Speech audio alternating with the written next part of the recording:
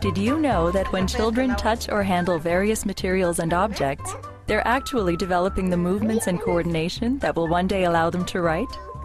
But before learning to form letters of the alphabet, children must first learn to hold the pencil in a way that will enable them to make the required shapes. Les chouchous mauves. Most children enjoy arts and crafts. They love to build things, to create using the power of their imagination. This is great because it's how they learn to work and coordinate the little muscles in their fingers, hands, and arms they will one day use to write. Experts call this developing fine motor skills.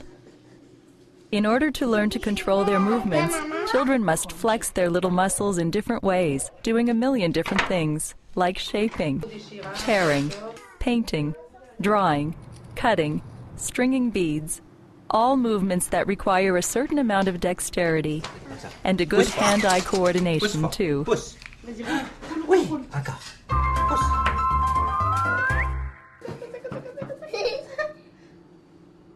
Give children some modeling clay and watch them flex their little creative muscles. Kneading cookie dough, making meatballs, or building outlandish structures with blocks are also great ways of developing the movements of small hands and fingers and improving coordination. Do finger painting, and your child will soon learn to make curves and lines.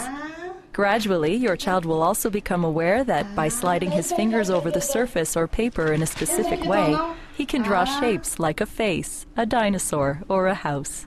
Of course, for a time, only children may be able to decipher their art, but soon you too will be able to make out that the circle represents your face or your child's face. Give your child crayons, chalk, or a paintbrush to play with. As children practice using those objects, they learn how hard or soft they have to press to create the desired effect. This is an excellent initiation to writing.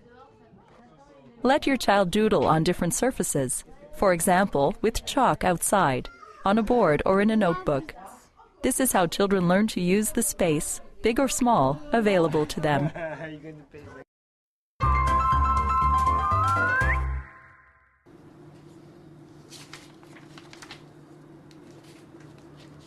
When the masterpiece is done, ask your child to tell you all about it. This is a great opportunity for self-expression and to expand vocabulary. At school, children learn to write, but in the meantime, the fine motor skills needed to write can be nurtured at home just by doing arts and crafts.